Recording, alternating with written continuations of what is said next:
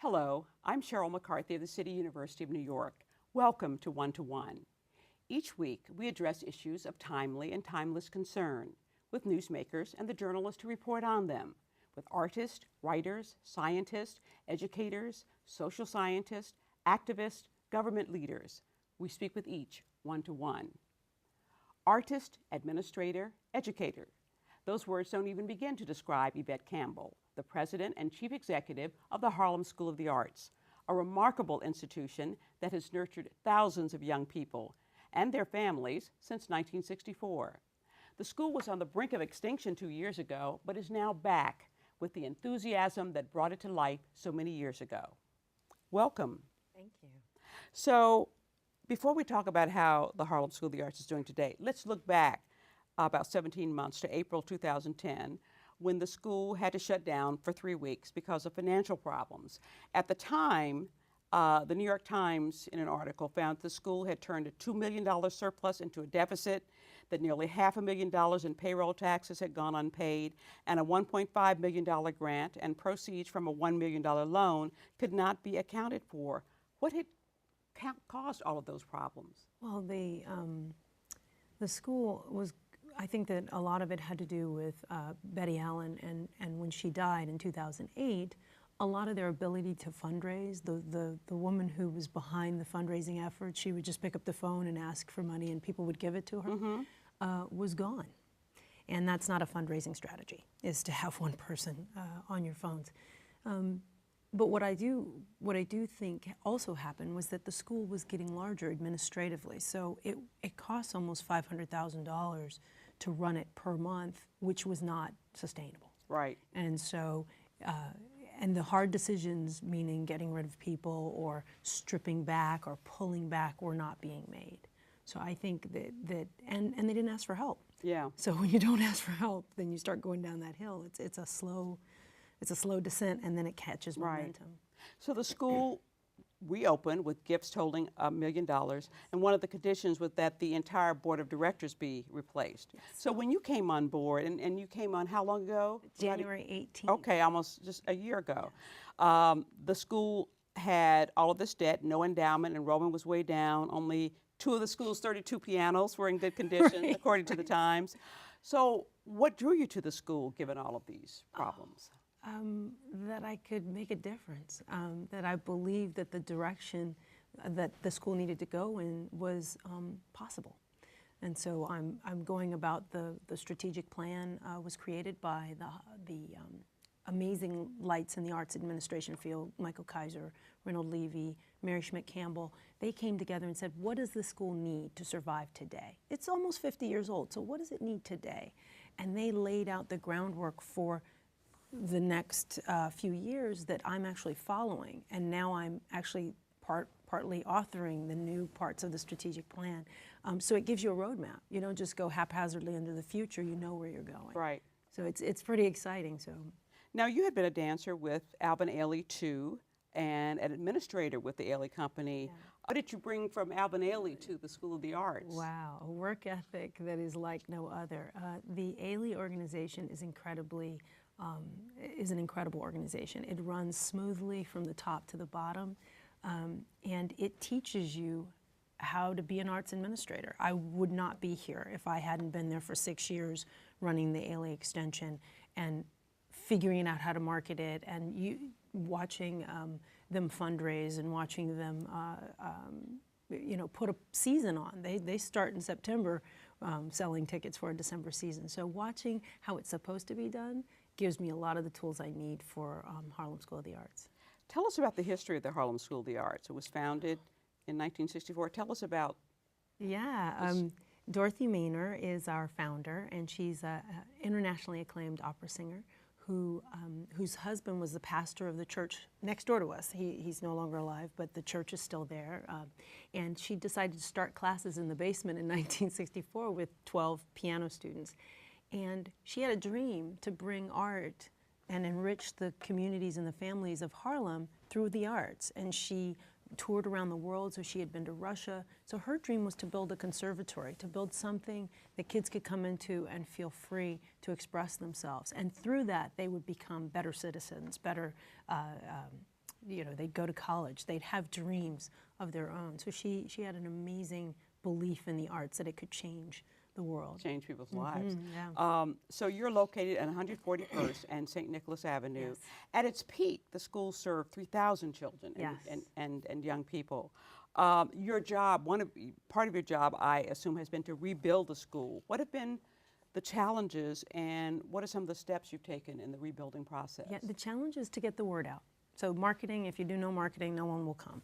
So the challenge is to get the word out, to make sure that people know we're there, to get to the schools in our neighborhoods and let their parents know we're there, to get to our district board leaders, our elected officials. And then once they come in, they get it. It's not a hard sell once you come inside the building. It's getting people inside the building. And the facade on St. Nicholas, which has now been named Dorothy Maynard Place by the mayor, is actually very daunting. So it's very brick, flat, it's not very welcoming. So, my goal for the future is to hopefully change that facade and make it a welcoming place for the community and really change the face of that street and bring people in. Has a lot more money been coming in? Yes. And we're saying thank you. So we send out a letter, someone sends us money, we actually say thank you very quickly. We also are investing in our performances and our kids, and so when you create great art, people want to see it, and then they want to invest in it. So 2 years ago, no one wanted to give money to Harlem School of the Arts. Now, people are like, how can I help? I saw you on this, how can I help? Or I saw the kids perform at the Bessies. We did a Bessie performance at the Apollo, and the dancers were beautiful. And someone called me and said, how can I help? I want to get involved. And so that's the key, is that great art brings people to you. When you stop doing what your mission says you're supposed to do, no one's going to come and give you money for that mission. Now, talking about marketing, I actually saw some of your students who appeared on the last season of Project Runway. Yes. That's a great marketing. Was That's that your idea? It wasn't my idea, but I capitalized on it. You'll take credit for it, I'll take credit for it, absolutely. It was great. They contacted us and they said it's a reality show, and of course I went, oh, reality show, oh dear. But it was one of my favorite reality shows, and so I knew the format, and so we talked through what would the show be about, how could we make it synergistic for the designers and very interesting for our students. And they were our students, and they were partnered with designers, and they made art in an hour, and in our studio, in our visual art studio. And then they took the actual paintings downtown to design outfits, dresses, based on the artwork. Based on the artwork. Yeah. And our kids actually were so lucky, they got to go to the sound studio and watch the final runway presentation of the designs. And we've actually received the artwork back from the production company, which is wonderful for us to raise more money for the school. So what's the current enrollment? Current enrollment inside the school is 550 kids, but that was yesterday because we're registering for our spring term, and so I've seen lots of registration forms coming in. We have an open house where we invite new families in just to watch class, just to meet the teachers and the program directors, see an instrument. Some kids have never seen an oboe, so just to experience instruments and a real dance studio. Our enrollment outside of the school, because we have educational outreach into the public schools, is increasing daily. So we're actually this year going to serve 2,000 kids outside of our school in other schools. And then we have a partnership with Harlem Children's Zone. 330 of their kids come to HSA to actually take class, and that's not part of the 550. That's 330 new kids taking music, dance, theater, visual arts, and a new discipline, musical theater. And what do you do, and how do your programs in the public schools work, or in outside venues? Yeah, so we contact a school to see what they need. So they might be studying Egypt, I don't know. But we want to make sure we're not doing something outside of their curriculum, but maybe we're doing the music of the world in that region, and then we incorporate that into a series of classes for their third graders or their fourth graders. And they tell us what they want to achieve. And then we set about providing teaching artists for them, classes on site, making it part of the curriculum that their kids get in that year. And then if it's successful, they ask us to come back. So, and in terms of faculty, how many and where do you get them from? Wow. We have approximately 70 teachers in all the discipline. And where we get them from is amazing. Some walk through the door and say, I want to teach for you. So Maria Ahn this is my favorite story. She walked in the door and she says, "I want to teach cello for you." I was like, "Aren't you Maria Ahn of the Ahn Trio?" So she was. And we've gotten some extraordinary musicians coming in. They realize that if they don't teach kids today, and they're not getting the kind of pay that they would get at, you know, certain conservatories. I can't really afford that. We're a community art school.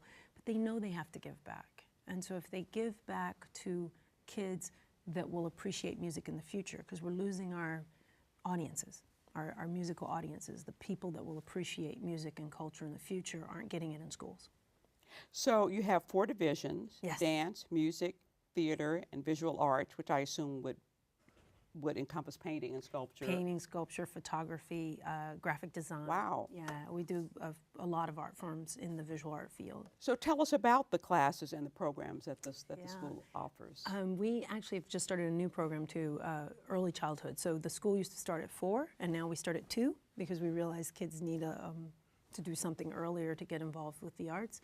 We offer in ballet and modern, and in dance we offer ballet, modern, African, tap, and then we offer the musical theater, the ability to sing and dance and act.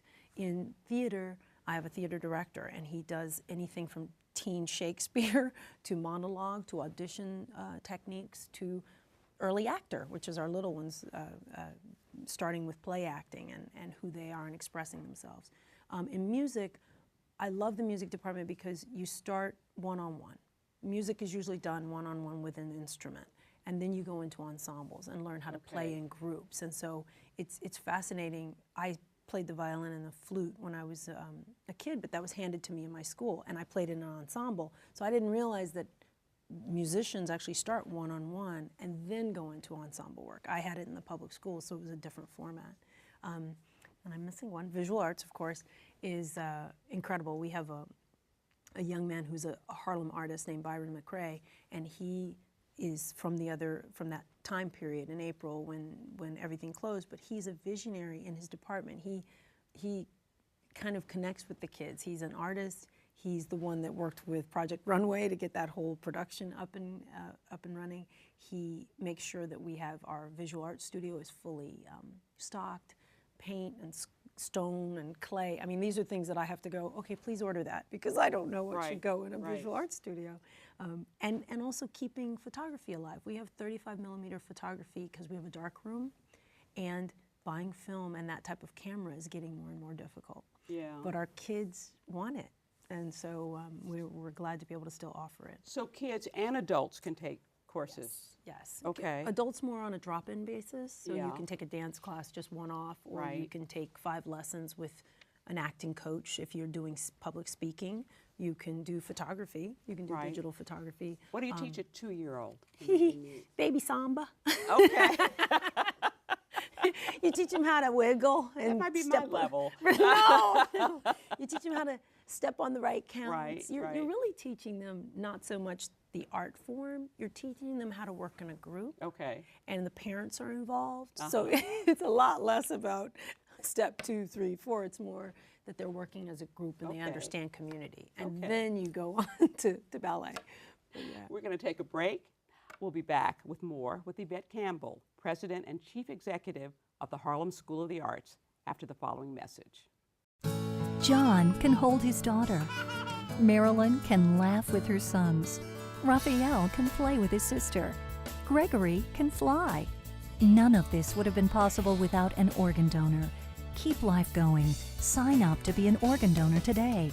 You can register when you renew your driver's license or online at savelivesnewyork.org. The more New Yorkers who sign up, the more lives saved. One of them could be someone you love.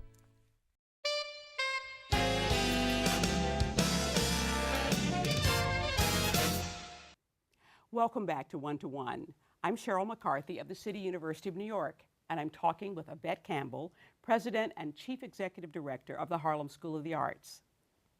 So, what does it cost to take these classes and these individual lessons? So it depends on the class you take. So I'll give you an example of an hour-long ballet class for a semester costs approximately $305. Not expensive for 17 weeks of instruction. Okay. But if you go up to a private lesson, That's a little bit more. The one-on-one lessons are much more costly. If you have if you're studying violin, let's say, it'll be about $700 for the semester because Okay. I have to pay the teacher and that's it. It's just the teacher and you in the Right. room. But cost is not prohibitive for our students. We offer financial aid, and this is the first year that we've actually awarded 100% of our families that asked for it financial aid because I feel cost should not prohibit children from access to the arts. Now, I assume that you have concerts, recitals? Yes, and we're working on our schedule now. We just finished a lovely holiday show where all the departments came together. At the end of the year, we will also have a end-of-year recital where we celebrate all the departments again. But in between, children perform when they're ready. So recitals happen, especially in music, when the child is ready. In dance, the kids will perform at the end of the year in their classes, and the parents will all come. And so each department has its own way of performing at the end of the year. But what I like is that when I came, I wanted to bring all the departments together. They were quite separate when I came to celebrate the whole year together. There are some parents that have never seen one side of the building because they only stay in the dance section. And the building is 37,000 square feet. So if you've only been on one side of the building, you haven't seen a quarter of it. And so I try to invite them to be a community instead of just in their child's dance department. Tell us about the role that you think the school plays in the life of the Harlem community. My goal, because I don't think it's there yet, but my goal is to make it a community arts center where it's a resource for the community. There will be family programming. We have our own black box theater. I want to have 365 days of family programming where families can come in, see a play that's age appropriate, see a dance concert, welcome artists from all around New York City to come and perform there. This year we're actually hosting the Charlie Parker panel. Last year we did it as well with Summer Stage, and we're doing it again this year. And it's just, we want to become that venue, another a Harlem venue for the arts and a resource specifically for families. So I'm really focused on family programming and introducing the whole family to the arts so that they can be enriched as their children will be. The population of Harlem has changed considerably in the past 5 to 10 years. Has that affected the school? Not so much as the problems we had. Yeah, The problems we faced were far more, that was the real problem.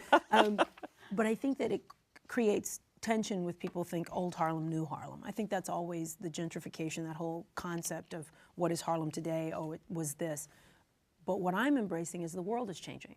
So if you don't move with it, if you don't understand that you have to go to college with kids that maybe didn't have as much or maybe had a lot, everyone that comes there, it's what you do, how you perform, how you study. So that's what Harlem School of the Arts is about. I don't, care if your family doesn't have a lot of money. It's what your work ethic is, how hard you study inside, how you practice your instrument. That's how the world works. It's not the haves and the have-nots, or it shouldn't be. So I'm trying to create a community where it's about the art and it's about the child getting the most out of that art. Do the students tend to be overwhelmingly African American, or is there approximately 55%, and then Latino would be the second, and Caucasian, and then Asian, and Native American we have like 1%. Okay, well that's a serious mix. Yeah, it's wonderful, and especially in the summer, because in the summer we have a summer camp, and that is the most diverse mix I get throughout the year because literally, if your parent lives up the hill, you're just looking for a summer camp you can drop your kid off and go to work. Right. So we had 250 campers, and I'd say the mix was a little bit different. It was almost half, more like 45% African American, and then the rest was just a mixture. And so it was a. What age group are the campers? 4 to 12 is the Artscape. So those are the kids that do music, dance, and theater in the morning, and then in the afternoon they go swimming. Or in the afternoon they do an activity. And then the older kids, the teens, will either be counselors in training or they'll do an arts project. So last year they created a whole production themselves. So there were 20 kids, teenagers creating their own production. Okay. Nuts to bolts. They wrote it, they produced it. It was pretty cool. Now you mentioned your connection with both the Department of Education and also with Jeffrey Canada at the Harlem Children's Zone. You have a connection with Lincoln Center? Do you do work with them? We're going to. Reynold Levy is part of my advisory council, also part of the strategic planning committee that was formed to push the school in the right direction. But also we want to perform in different venues around the city. So I've also connected with Carnegie Hall, because our founder, or Betty Allen, was on the board of Carnegie Hall. I want our kids to be able to have access to all of the arts below 125th Street as well. And sometimes they don't. Sometimes they never leave Harlem. So I've been connecting with major arts organizations to get our kids to see performances, to come to Lincoln Center, to perform perhaps in one of their venues. So that's my ultimate goal, is to really connect them to the arts that are here. Now, the Boys Choir of Harlem and the former Boys Choir Academy of Harlem was a well-known cultural institution in Harlem for many years, but it imploded in a scandal some years back, followed by the death of its director, Walter Turnbull. Does that choir still exist, or? No, it's sadly a name only. I think the foundation exists still, but it's kind of a deficit to not have a Boys Choir of Harlem when you have a name. So it does not exist. We do have a children's choir, but I think that the Boys Choir of Harlem has a special place in people's hearts and should be rebuilt in some way. And I think it's up to that foundation and that board to find a new leader, a new, new leadership to really push it forward. But you say you do have a children's choir? We do, under the direction of Robert, wish I remembered his last name, Robert Thomas. It's wonderful. It's new, and the kids are 7 to 10, 7 to 11, so they have really young voices, and they're singing songs that are their level. So we're excited, and we hope they continue on and to learn other voice forms as well. Now, do you get money from the city, or? We get money from the city, state, and the federal government. We also get money from foundations, from corporations, and from individual donors. So my goal is to make our pool of funding diverse, so you don't get stuck in one part of the pie, because when that dries up, you need to rely on the others. Now, you have some well-known, some famous graduates. Who are some of them, and do they come back and take part? We're working on bringing our alumni back. One of our famous alumni, Katori Hall, is the playwright for Mountaintop, which is really exciting. Yeah. And, we've, Giancarlo Esposito was honored, I think, in 2009 with one of our galas. He's a famous actor. And so I'm in the process of bringing our alumni back. I mean, when the school imploded, you didn't quite want to say you went to Harlem School of the Arts. But now people do want to say they went to Harlem School of the Arts. They're adding it in their bio, so I get a Google alert whenever someone's mentioned. And so now I can see, I'm like, that wasn't there before, which I love. I'm like, add it to your bio. So like when you hear a bell tinkle, it means an angel's got his wings. Right, yes. So you know you're being mentioned. I'm being mentioned. What does the school need most? What's on your wish list? Angels. I'm sorry? Angels. I need, no, really, we are still in a place where we have to service our debt. So the debt that was from before is still there. We're servicing it. We've done our audits. We're financially doing what we're supposed to do. But really, we need the big philanthropists. We need the people that believe in Harlem School of the Arts' future and are willing to invest in it and make it remain part of Harlem for the next 50 years. And so I have some big plans, I hope. But right now I have to be sensible and raise money for what we need right now and dream for the future sensibly. Do you want the school to be bigger? Are there programs you want to add? Yeah, I mean, musical theater is my next plan, because this is the city for Broadway. This is the city where, the triple threats, you sing, you dance, you tap, you act. We really want to create those children. And actually we've created they've come out of the school, 3 Lion King kids that did Simba, 2 Simbas and 1 Nala on Broadway. Oh, really? Yeah, and so they were in their 9-year-old, 10-year-old phase. And so to me, that's exciting, is that we can create artists that can do it all. Wow. And they don't have to choose. And the one thing I like about Harlem School of the Arts is, as a parent, my children can do music and dance and art in one roof, and I don't have to drag them around the city to do that. I can just have them come there. Well, I'm glad that the school's has come back, and I think we're going to be seeing great things out of you in the future. Thank you very much. I want to thank Yvette Campbell for joining me today. If you'd like to know even more about the Harlem School of the Arts, you'll find course schedules, performances, and faculty information on their website, hsanyc.org. For the City University of New York and One to One, I'm Sheryl McCarthy.